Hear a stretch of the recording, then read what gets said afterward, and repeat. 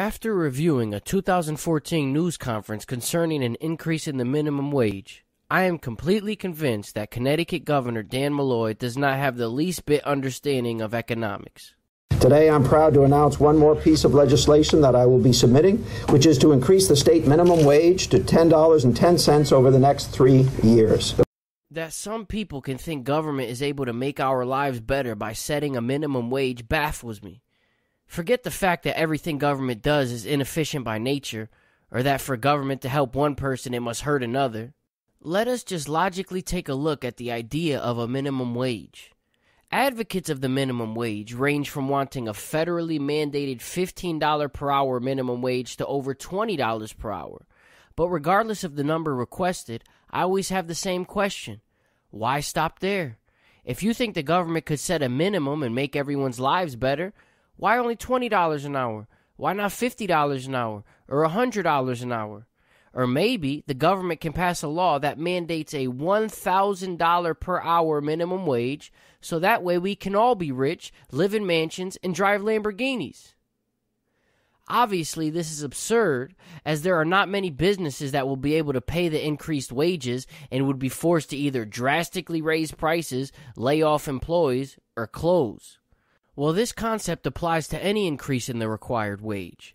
There are many small businesses that are struggling to stay open and pay their employees at the current required wage. And if it were to increase by just $1 or $2, the business would not be able to pay the extra hundreds or thousands a month and be forced to raise prices, lay off employees, or close.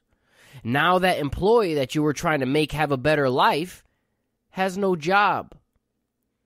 As shown by the next clip, Governor Malloy at least somewhat understands this concept, but shows further ignorance of economics by brushing the increased prices away as no big deal, and makes the absurd statement that most businesses that pay the minimum wage are forced to stay in an area and can't leave regardless of the increased labor cost. Governor, no business has ever absorbed a tax or an increase. It's passed on to the consumer. Don't you feel that you just increased the cost of living in the state?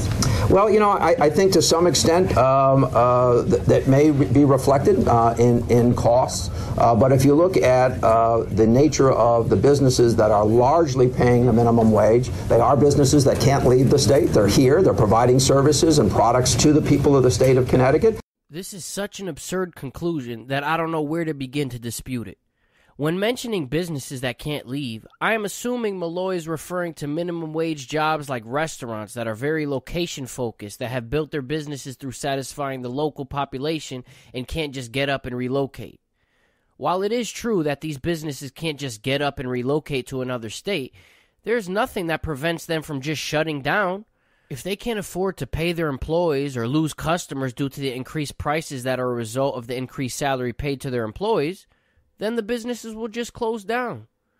The first businesses to close will be the single, small family-owned restaurants, as they do not have the resources that big chain restaurants have to deal with costly government regulation.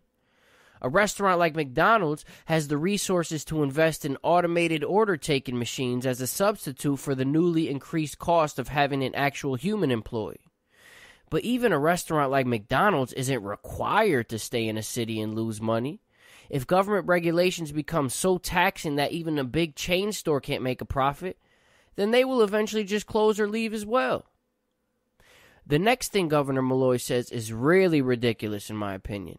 He essentially says that people want to pay their workers more, but I guess are just not smart enough to pay their workers what they feel they deserve, and that is why we need government to force them to pay their workers more through minimum wage laws. And I think when you ask people of the state of Connecticut whether they believe that the people who wait on them, who care for them, who take care of their children should receive a $10.10 salary, I think you're going to find overwhelmingly the people of Connecticut do agree.